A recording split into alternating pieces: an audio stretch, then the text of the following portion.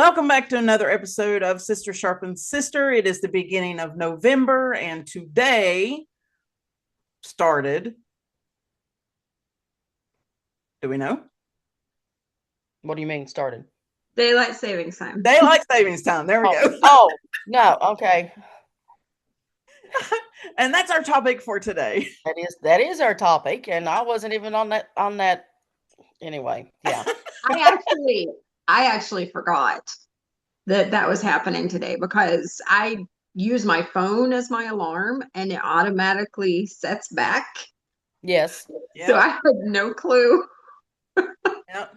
I do remember one time it was I forget whether or not it was fall back or spring forward.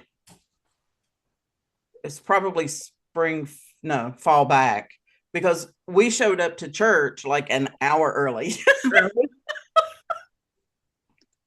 Right in the middle of the first service, we're like, what is going on? The entire family had forgotten that it was daylight savings time. And I just wanted to start out by saying that there are some benefits for daylight savings time. The first one is energy conservation, which that's kind of the original rationale, because when it started in the United States, I think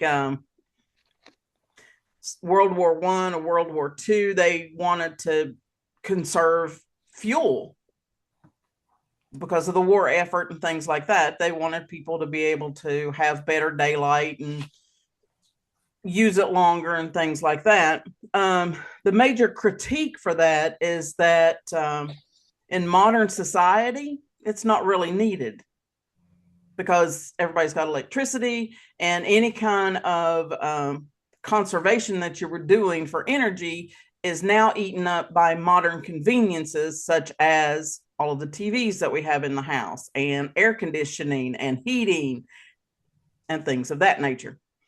They didn't really have in every home during World War I. No, like every home didn't have a refrigerator. Right. Every home didn't have a vacuum cleaner. Right. Well, not that every home does now, but there were much fewer electrical powered appliances and things as such in homes back in World War I and World War II than there is now. Yes, and my home is a tribute to that because my dining room has 0 outlets. 0. So, yeah. So that one is there. And then another claim is there's reduced crime, because if it's daylight, there's less crime. To me, that doesn't make any sense, because while research, it says research does show a drop in some crimes, like a reduction in robbery rates. Right. But it's one of the consistently cited benefits that there is always an argument to, because of statistics of robbery rates increasing after sunset. So it doesn't matter. Dark comes and people do bad things. Yes. It doesn't matter when it starts. Right. Just because you make dark 1 hour later in the evening doesn't mean it's going to stop robberies from happening once it becomes dark. Exactly. Yes. And another one is economic activity and leisure. Right? You got more daylight in the evening. People will stay out longer after work to golf and go shop and things of that nature, which again, in today's society, doesn't really matter because a lot of places are open 24 hours. You've got electricity that's very easily used and air conditioning, so you don't have to worry about being outside in the breeze and things of that nature. But so much lighting too, because nighttime, depending on where you are, is not the same, because nighttime where I am is way different than nighttime where Shalon just moved from. Oh yeah. Or even here where we are now. Right. Yeah, because nighttime where Shalon just moved from, it's not night because you got all the street lights. Yeah. Yeah. It's very bright. Yes. Now, some neighborhoods are darker, don't get me wrong, you can get back in some of the neighborhoods and it gets a little dark, but you got much less traffic back through there too than you do on your main highways, which Yeah. is where most of your really bad accidents are going to happen. Yeah. I know back in the early 2000s when that we had a derecho to come through and it knocked out power for like 15 days or something. But we were on the road between like where I am now and where we used to live. And there is a stretch of road between the exit to where I used to live and the VA hospital. And Dee Dee will know it where it is if I say where Southland Lumber used to be. You remember Dad used to always go there and get lumber? Yeah. All right, right there in that area.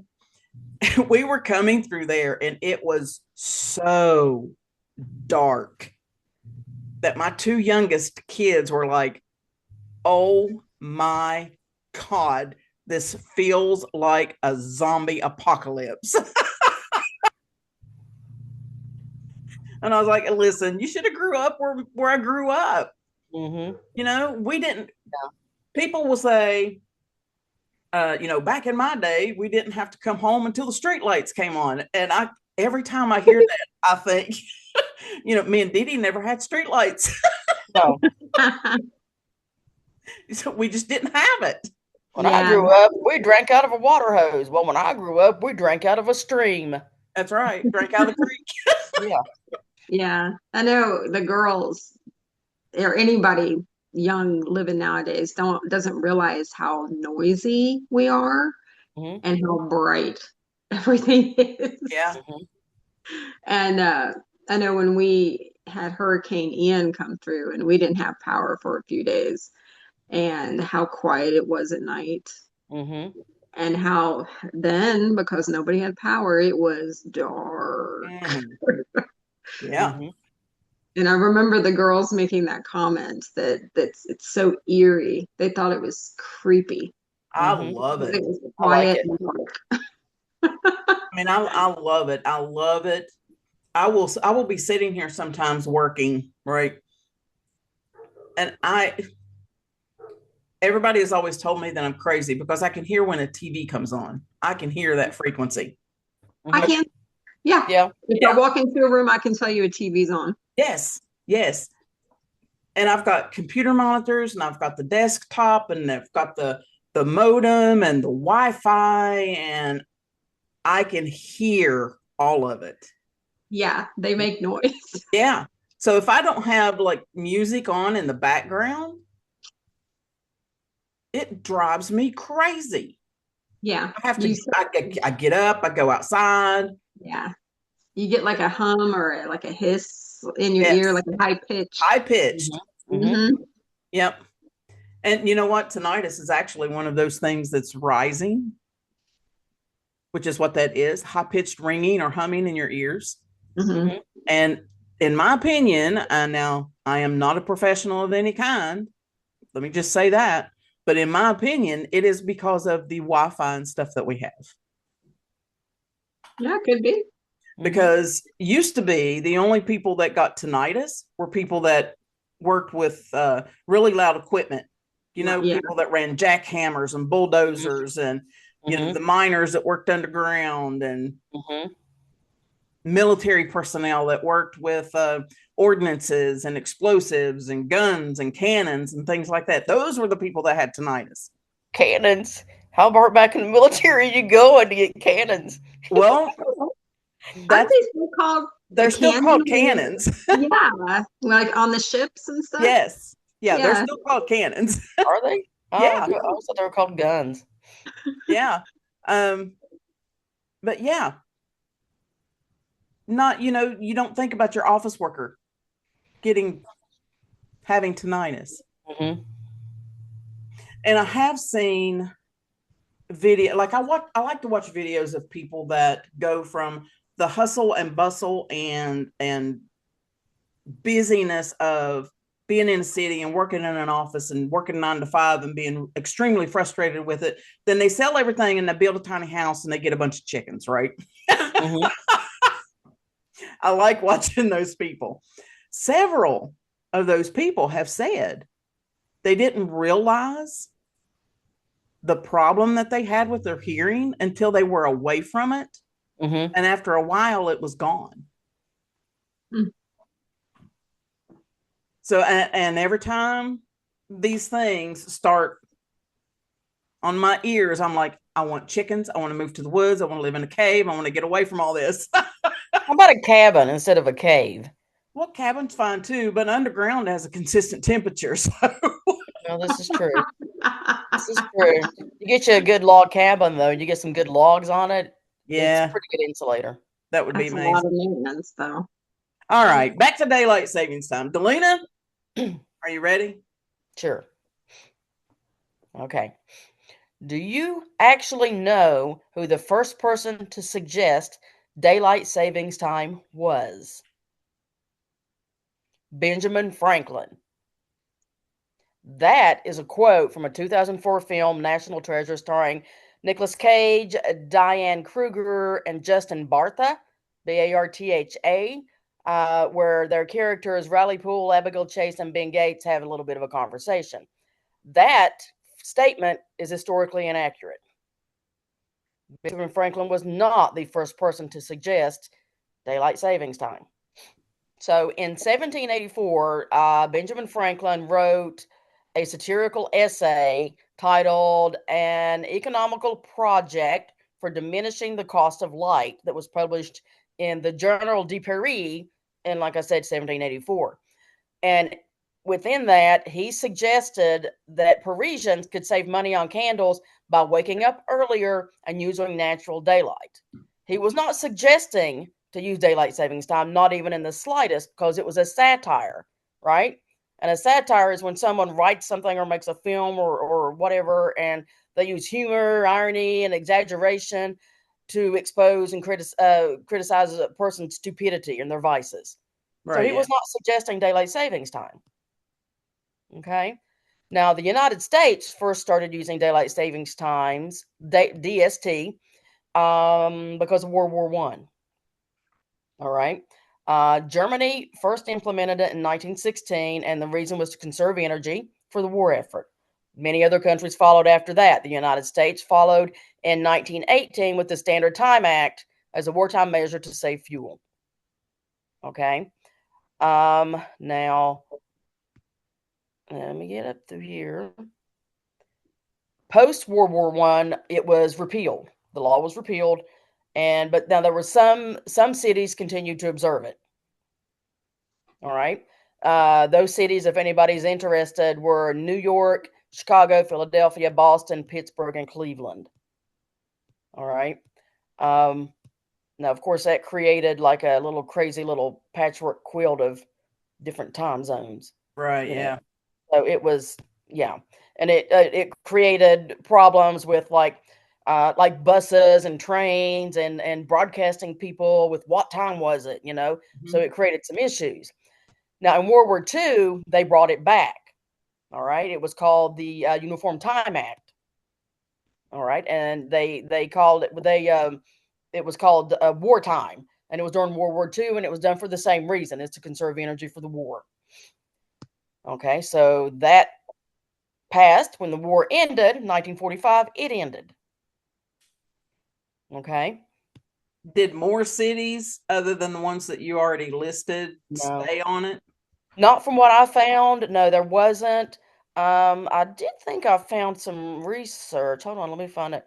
Yeah, there it is. There was a couple of states that actually kept it going after World War One, and that was Massachusetts and Rhode Island. The whole state did. Was that World War One or World War II? World War One. Okay. Okay. Because they ended it, and then like you had that patchwork quilt kind of thing going on, and then World War II came about, and they reinstated DST, and then they ended it. And I didn't find anything to say that any additional states or cities kept doing it. Okay. Okay, so the war ended, and then 1966 comes around. And in 1966, the United States has what is called the Uniform Time Act, and it passed, which standardized daylight savings time across the country for the first time. which And made shipping and broadcasting and all those things a little bit more easier to yes, tune in to yeah, your favorite show, right? right, yeah, exactly. Your favorite show on at 7, but then you're like, what time is it? I don't know, because I would get confused. I get confused now. Just Yeah. having a different time from you all. I did earlier today or yesterday, whenever it was, a Shalon asked for to record at a different time. I got backwards on it. So I would have been totally lost if I'd have been around then. So, It'd so be the like, uniform. what time is it? She said daytime. Yep, you look outside, it's daytime. Yeah. So the Uniform Time Act, it passes and it standardized daylight savings time across the U.S. In 1966, daylight savings time began on the last Sunday in April and ended on the last Sunday in October. That is not how it is now. Right. Right? There have been additional changes. 1974 and 75, there was a year-round daylight savings time done in an attempt to help because to save energy in the United States because of the big oil embargo. And Yeah, there was although a big Karen and I were little girls at the time, I remember the lines at the gas stations. Yeah, I do too. And we lived in a very small town, Yep. but there were still huge lines all over the place. Yeah. So Sit and wait forever. yes. Hmm. But that of course proved to be very unpopular because if you don't get rid of daylight savings time when winter starts coming around, you have really, really dark winter mornings. People didn't like it. So they went back to, you have it and then you stop it. In 1987, they changed the start date and moved it to the first Sunday in April. That was in 1987. Mm-hmm. In 2007, the Energy Policy Act of 2005. That might be a typo on my bad. I said in 2007. It was 2005. Excuse me on that. There was the energy policy shifted the start time and the stop time for daylight savings time again. It changed it from the second Sunday in March, and then it ended it the first Sunday in November, and that's what we have now. So, and I didn't do a whole lot of research on that because it was the Energy Policy Act of 2005. Perhaps it actually didn't start becoming a thing until 2007. So, but anyway, that's how it is now. Right. And the reason for it, as like Karen discussed in the very beginning, was to try to save energy. So during the wartime, and I guess they decided to keep doing it, and then here we are still doing it. Yeah. I mean, I could see like when we were growing up and we would have to walk out of the holler to the bus stop. Mm-hmm. I can see that if time had not changed, we would have been walking to the bus stop in the dark. Yeah. Mm-hmm. Very much so. Yeah, Mm-hmm. I can see that. Yeah. And I could understand the logic behind why they were doing it, especially during wartime. Yeah. But our To culture continue has doing. changed significantly since then. Yeah. Yeah. So I think other things have to change along with our culture. Well, yeah. And there's no argument, in my opinion, whatsoever that government does not move as fast as everything else does. No. All right. I did find some information that the very, very, very, very, very first people to do a version of daylight savings time were the ancient Romans. And I was shocked by this. And I can my research didn't go that far back in time. I can see how this worked, but I can also see that it would be very confusing for somebody that did not use it all the time. Right? Mm-hmm. The core rule of their day was that daytime always had 12 hours, which started at sunrise and ended at sunset. Nighttime always had 12 hours, starting at sunset and ending at sunrise. That makes perfect sense, right? but the hour was not fixed. We have a fixed hour of 60 minutes, right? All right. In the summer, the hour was approximately 75 minutes. In the winter, the hour was approximately 45 minutes. And then at the spring equinox, it was right around 60 minutes. Right? All of this is why we've had to put in a leap year. Because we changed our time to be 60 minutes all the time. But we've got that one extra day, like every 3 or 4 years, that we have to put in because there's no date for it. Ancient Romans didn't have to do that. Now, they told time with their sundials, and they were calibrated for the latitude of the city and marked in 12 divisions for the hours. And the shadows movement defined the hour, right? That's how a sundial works. They also used something called water clocks. They were used for the nighttime hours or during cloudy weather. So the internal markings on the water clock were adjusted daily or monthly to account for seasonal changes in the length of the hour. I just thought that was fascinating. To think about that far back, you know? Well, I'm glad I wasn't a Roman, because if I got confused about 4:30, 3:30, 5:30, I can't imagine how confused I'd have been back then. Yeah. Okay. So Dee Dee touched on like certain cities and states that kept daylight savings time after the war. So Shalon, did you find anything specific about places that have like what do they keep standard time? Do they use daylight savings time all the time? Okay, so I was surprised to find, I thought that more places didn't observe daylight savings time than what actually do. Like most everybody does, except Hawaii. And the reason is because they are close to the equator.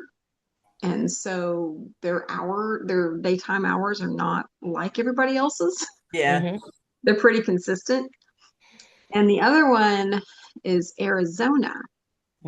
Most of Arizona, it says. And it is because the state legislature decided that extra daylight in the summer evenings just meant more heat and higher cooling bills because it's so hot. And they stay on Mountain Standard Time all year. I know, like the what is it, the Navajo Nation that's there in Arizona, they observe daylight savings time. Yep, they observe daylight savings time, but the Hopi reservation does not. Oh, wow. So you can be driving through the area where both of those reservations are and go into different time zones because of that. That's crazy. But yeah, that's all I found here in the US. Now, none of the territories observe it. Like Puerto Rico and Virgin Islands? Right, Puerto Rico, Puerto Rico, Guam, American Samoa, US Virgin Islands, Northern Mariana Islands. And the reason they don't observe it is the same as Hawaii, because they're so close to the equator that their daytime doesn't really change. Right. Yeah. Okay. That makes sense. Oh, that's what I thought that there would be more than that. I thought I remembered Indiana or Illinois being different, but I did too. right, but and I don't remember the date and I didn't write it down. I apologize. It wasn't until here recently, like in the 2000s, that they quit doing that. Okay. I did remember that. Now, when I was looking through everything, I did see that there are 2 states that have voted, their legislature has voted that they would like to be on daylight savings time year round. But the Uniform Time Act of 1966 does not allow for that. Unless Congress allows it. They have to go back and change all kinds of stuff, right? Yeah. At a federal level. So the two. Well, They tried that in the 70s too, and people didn't like it. Yeah. Yeah. But the two states that have voted that they would like to stay on daylight savings time year round is Florida. Florida, I knew that. And Tennessee. Really? Tennessee did that? Yep. One of them did it in 2022 and one of them did it in 2019, I think, but I don't remember. I'll put links in the. I actually think I remember seeing that on the news. Now that you mentioned that, and you said like 2017, 2018. Yeah, somewhere right in there. Yeah. I remembered seeing that on the news. I'll put links down in the description so that anybody that's in those states, if you're interested, if you didn't know it, like Delina, or maybe you need a reminder, then there you go. Need a reminder. Mm-hmm. I think Dee Dee needs a reminder of just like what time it is, period. Now, the thing that I have for today's episode is when there is time change, we do it 2 times a year. We do it in the spring and we do it in the fall. There are a lot of public health concerns that happen. The first one I've already talked about a little bit is car accidents. Mm-hmm. You see it more in spring forward because of sleep deprivation. I was going to say everybody loses sleep. Right. Everybody's tired. And it is very prominent nowadays that if you're driving while you're tired, it's almost like driving while you're drunk. Mm-hmm. Yeah. So that is something that needs to be addressed. Like seriously addressed, in my opinion. Mm-hmm. Let's see. Multiple studies, including a comprehensive analysis of U.S. crash data from 1996 to 2017, found a statistically significant increase of 6% in the risk of fatal traffic accidents during the work week following the spring forward transition. Wow. Yeah. Now that's fatal. That's not ones that are just like fender benders. Right. Or running off the road because you fell asleep at the wheel and you went in the ditch. The key statistic is that fatal car accidents spiked by 6% during the work week afterwards, resulting in approximately 28 additional deaths annually. Oh my goodness. Yeah. Now fall back, while it doesn't have the severity that spring forward does, you do still have an overall spike in fatal accidents because of the morning decrease, right? Like it's darker in the mornings. And some studies show that, it's darker in the evenings. And some studies show that people have more accidents during dusk than during regular driving time. Like you can. All right. When the sun is setting, the human eye does better if the sun is either completely down and it's dark, or if the sun is above the horizon by at least an hour and a half to 2 hours. So, but when the sun is right around at the horizon, the human eye, watch my camera's adjusting. Sorry. The human eye has a hard time judging distance, depth, because of the way that the sun is going into the eye. This also explains why you're more likely to find birds flying into windows at that time of day. Yes, absolutely. Because their eyes have a hard time with that as well. Yeah. Now, the second thing that is brought up is that workplace injuries also increase. The injury rate and severity, the study using the U.S. Department of Labor and Mine Safety in 1983 to 2006 found that a 1 hour sleep loss from spring forward resulted in a 5.7 increase in workplace injuries, 5.7% increase, and nearly 68% more work days lost because of injuries that had occurred. Wow. 68%. That's big. That is big. But 68%, that's like mind-blowing to me. Yeah, that's a lot. Now that's just with the mechanical stuff, right? Like car accidents and workplace injury. There's also an increase in heart attacks and stroke. Yeah, I've read that before. Yes. There is a widely cited study that notes 24% increase in the number of heart attacks on the Monday following spring forward.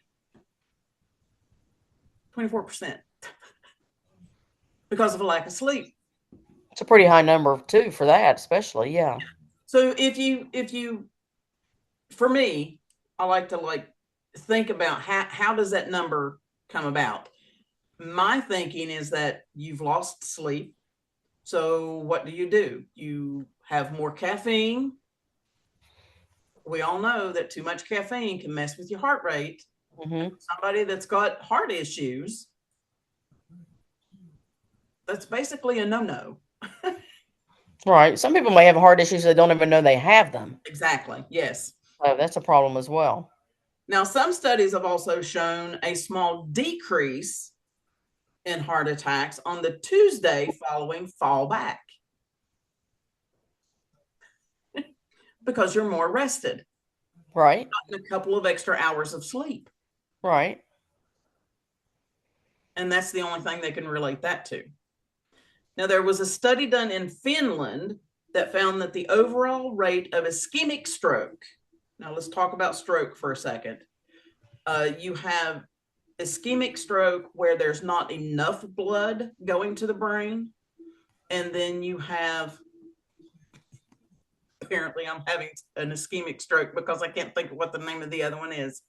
The other one is where you have a bleed, hemorrhagic stroke. There we go. Right. All right. So you've got either too much blood bleeding into the brain or you have not enough blood getting to the brain. So the study in Finland found that the overall rate of ischemic stroke was 8% higher during the first 2 days after the daylight savings time transition. Right? That's wild. It is wild. And when we fall back, because we're basically talking about daylight savings time, but when we fall back, the extra hour of sleep still does not help with the disturbance to our natural circadian rhythm. And it is widely known throughout medicine that our circadian rhythm is directly tied to daylight. Right? What do you see nowadays when people are saying, oh, to live the best life that you could possibly live, get up early and get that morning sun. Right? You get the morning sun. And that's very beneficial. It increases the production of vitamin D. It makes you wake up better. You require less caffeine to feel alert, things of that nature.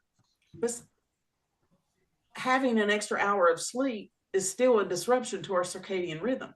I mean, how many times have you slept in and woke up feeling terrible?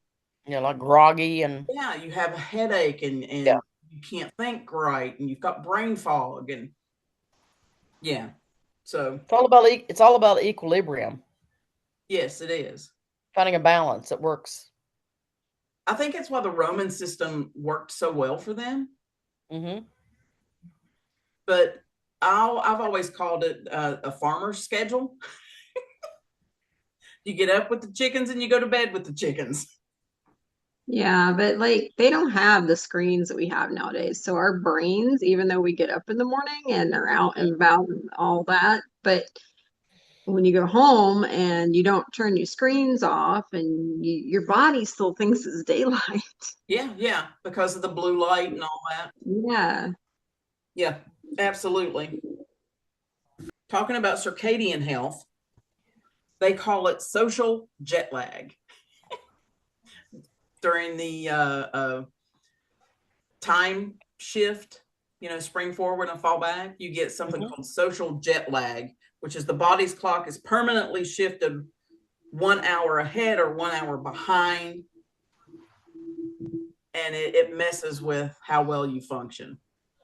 How long does it take us to adjust to this? I think it depends on your age. I think kids adjust better than adults do. Well, obviously. And I also think that if you're somebody that's not working, if you're not doing shift work, Mm. you would adjust better. Because if you're somebody that's doing shift work, I mean, I can tell you just from personal experience. Sorry, I didn't realize my microphone was like up here. Just from personal experience, trying to go from night shift to day shift Oh, yeah. is absolutely horrible. Yeah.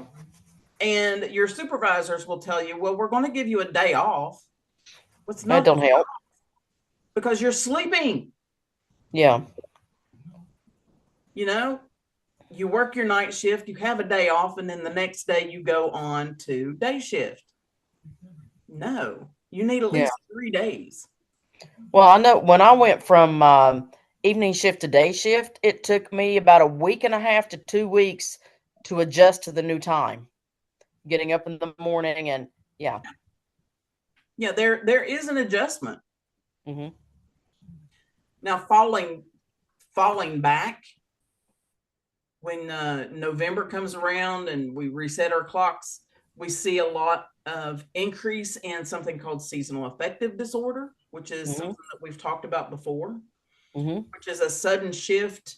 The sudden shift into earlier evening darkness can trigger or exacerbate symptoms of seasonal affective disorder and depression in general.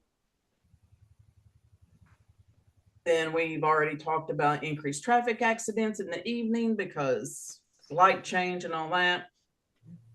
And then there's a general adjustment. While most people enjoy the extra hour, the shift change can temporarily disrupt routines, leading to short-term grogginess or difficulty adjusting to new sleep and wake schedules. I do know that the state of West Virginia had a bill up to abolish daylight savings time and just use standard time year round. But that got shot down in July of this year. I would love to see it come back up and I would love to see it pass. Mm-hmm. In my opinion, my personal opinion, I have said this for decades.